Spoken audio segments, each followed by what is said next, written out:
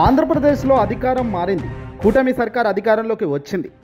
దాదాపుగా ఇప్పుడు 11 నెలల సమయం గడుస్తుంది. మరొక్క నెల అటు ఇటు అవుతే కనుక సంవత్సర కాలం అంటే ఏడాది అయినట్టే కూటమి అధికారంలోకి వచ్చి.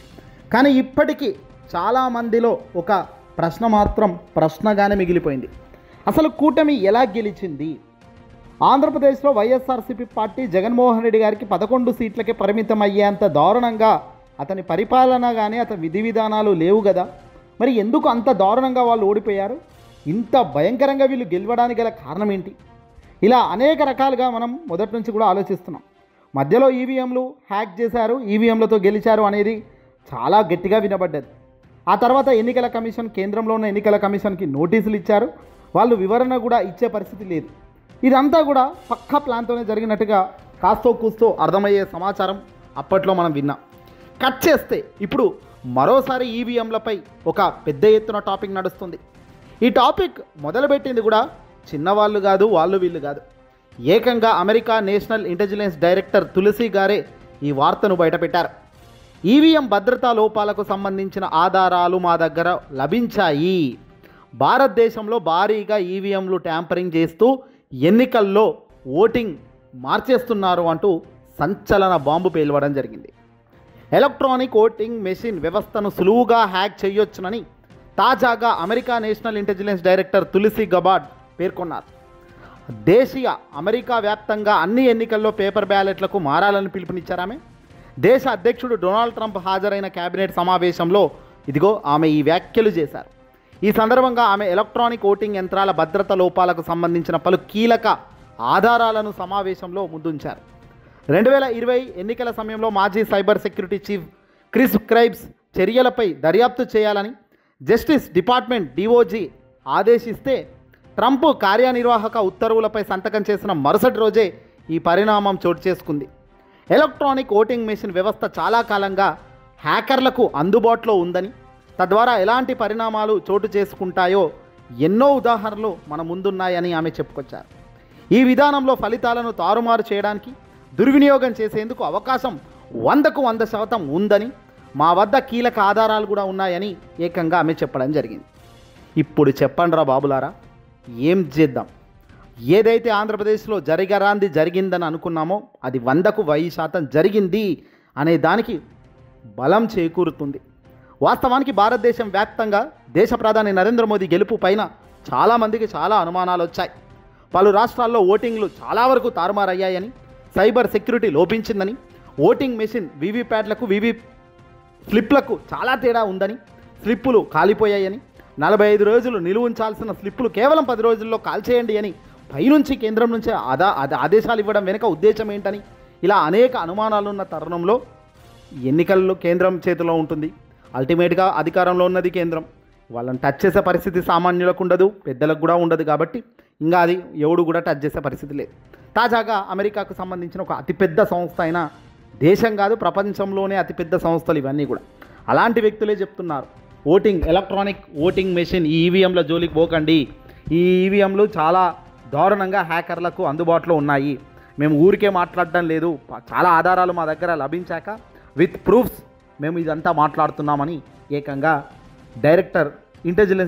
America intelligence director చెప్తున్నమాట. ఈ నేపథ్యంలో దేశవ్యాప్తంగా పేపర్ బ్యాలెట్లకు తీసుకురావాలని, ట్రంప్ ఆదేశాన్ని మరింత ముందుకు తీసుకెళ్లాలని, అప్పుడే ఓటర్ల ఎన్నికల సమగ్రతపై నమ్మకం కలిగి ఉంటారని గబార్డ్ స్పష్టం చేశారు. ప్రముఖ జర్నలిస్ట్ స్మితా ప్రకాష్ ఈ విధంగా తెలిపారు. గబార్డ్ వ్యాఖ్యలు సోషల్ మీడియాలో విస్తృతంగా వైరల్ అవుతున్నాయి. యునైటెడ్ స్టేట్స్లో ఎన్నికల భద్రతపై ఈ వ్యాఖ్యలు భారీ ఎత్తున ప్రపంచవ్యాప్తంగా చర్చకు దారితీశాయి. ఈవీఎంల జోలికి పోకండి, దేశంలో ఏ ఇతర రాష్ట్రంలోనైనా ఎన్నికలంటేనే బ్యాలెట్ పేపర్ విధానంతోనే ముందుకెళ్ళాలి, ఈవీఎంలకు పులి స్టాప్ పెట్టాలి అనేది అమెరికా కూడా చెబుతున్నమాట. మరి గొప్ప గొప్ప దేశాలు, సంపన్న దేశాల్లోనే ఈ మాదిరి వ్యాఖ్యలు చేస్తున్నప్పుడు మరి వెరాజ్ ఇండియా ఎందుకు ఇంకా ఈవీఎంల జోలికే పోయి ఈవీఎంలను నమ్మాల్సి? ఈవీఎంలను నమ్మితే 2024లో కూడా ఫలితం మళ్ళీ అధికారంలో తెలుగుదేశం పార్టీ కూటమియే వస్తుంది, దాంట్లో ఎలాంటి డౌటే లేదు అంటూ చాలామంది ఇప్పుడు బల్ల గుద్దుతున్నారు. ఎందుకు ఈ మాట అనాల్సిన పరిస్థితి గట్టిగా వస్తుందంటే, ముక్కు ముఖం తెలియని వాడికేమో లక్షల సంఖ్యలో మెజార్టీతో గెలిచారు. భారీగా గెలుస్తాడనుకున్న నాయకుడు కనీసం దారుణమైన పతనం ఇక్కడ ఆంధ్రప్రదేశ్లో. 40 లక్షల ఓట్లు ఎక్కువ వచ్చాయి. ఎందుకు వచ్చాయో తెలియదు. దేని మీద ఆధారాలు లేవు, ఏ ఇన్ఫర్మేషన్ ఎన్నికల కమిషన్ ఇచ్చే పరిస్థితుల్లో లేదు రాష్ట్రం మొత్తం.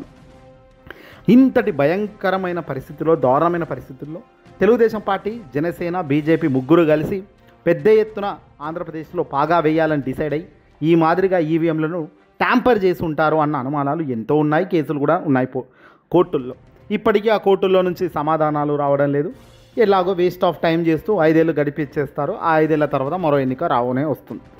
ఇలా కరెక్ట్ కాదు. ప్రజలు ఇచ్చే ఒక ఓటు అనేది చాలా ముఖ్యమైన పద్ధతి. 5 ఏళ్ళకు ఒక్క పొద్దు వచ్చి ఓటేస్తుంటారు. ఆ ఒక్క ఓటు 5 ఏళ్ళు ఆ నాయకుడిని ఆ కుర్చీలో కూర్చోబెట్టేందుకు ఉపయోగపడుతుంది. అలాంటిది ఎంత ట్రాన్స్పరెన్సీగా ఉంటే బాగుంటుంది. అలాంటి దానికే ట్రాన్స్పరెన్సీ లేకపోతే ఇక దేనికి ఉన్నట్టు, ఎందుకు ఓట్లు వేయాలన్నట్టు. ఇక ఇది ఇలా ఉండగా ఎలక్ట్రానిక్ ఓటింగ్ యంత్రాల గురించి ఇటీవల Tesla, space X CEO Elon Musk కూడా ఇదే మాదిరిగా హెచ్చరించారు. ఎలక్ట్రానిక్ ఓటింగ్ యంత్రాలపై ఆధారపడటం సరికాదన్నారు ఆయన. అవి హ్యాకింగ్కు గురయ్యే అవకాశం, ప్రమాదం ఉందన్నారు. ఎలక్ట్రానిక్ ఓటింగ్ యంత్రాలను తొలగించాలి. సాంకేతికత AI ద్వారా హ్యాక్ అవ్వడానికి ఉన్న అవకాశం చిన్నదైనా అది ఎంతో పెద్ద సమస్యకు దారితీస్తుంది అని ఎలన్ మాస్క్ లాంటి సోషల్ మీడియా దిగ్గజం పెద్ద వాళ్ళు కూడా చెప్తున్నమాట.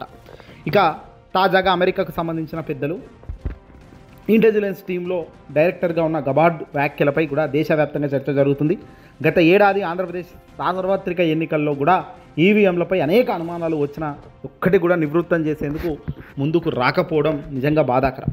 ఏదేమైనప్పటికీ కూడా గెలుపు ఓటములు మార్చొచ్చేమో, చివరికి గెలిచిన వ్యక్తి ఓడే పరిస్థితి ఉన్న వ్యక్తి గెలవచ్చేమో, కానీ దేవుడి దగ్గర మాత్రం వీళ్ళెవ్వరూ కూడా తప్పించుకునే పరిస్థితి లేదు. ఈరోజు ఆంధ్రప్రదేశ్లో కూటమి అధికారంలోకి వచ్చిందని సంతోషపడేందుకు ఒక్కరోజు కూడా వాళ్ళు నిజంగా సంతోషపడ్డ దాఖలాలు. అధికారంలోకి వచ్చిన మరుసటి కొద్ది రోజుల్లోనే దాదాపుగా దేశంలో ఏ ఇతర రాష్ట్రంలో అతి తక్కువ సమయంలో వచ్చిన వ్యతిరేకత ఆంధ్రప్రదేశ్ రాష్ట్రంలోనే ఉంది. కొత్తగా వచ్చిన ప్రభుత్వానికి సాధారణంగా 2-3 సంవత్సరాలు అంత పెద్దగా వ్యతిరేకత అనేది కనిపించకుండా ఉంటుంది. కానీ అధికారంలోకి వచ్చిన కేవలం 10 నెలల్లోనే మీరు వద్దురా బాబు మీకు దండం అనే పరిస్థితి ఆంధ్రప్రదేశ్ ప్రజానికం ఆల్రెడీ స్టార్ట్ చేశారు. ఇది రాబోయే మరికొద్ది నెలల్లో బలపడుతుంది. ఎక్కడికక్కడ ఎమ్మెల్యేల చొక్కాలు పట్టుకొని నిలదీసే పరిస్థితి వస్తుంది. చెప్పిన హామీలు ఎక్కడివి పోయాయి?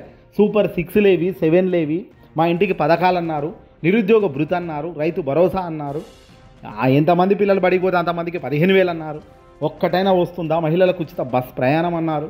ఇవేవి రాకపోగా పైకి మాత్రం మా మీద అడ్డంగా ఛార్జీలు మోపుతున్నారు, కరెంటులో బిల్స్ పెంచేస్తున్నారు, విచ్చలవిడిగా తాగుడును ప్రోత్సహిస్తున్నారు. అల్టిమేట్గా మా ఇంటికి నష్టమే వస్తుంది కదా అని ప్రజానికం బయటకు వచ్చి గట్టిగా గొంతెత్తే పరిస్థితి వస్తుంది.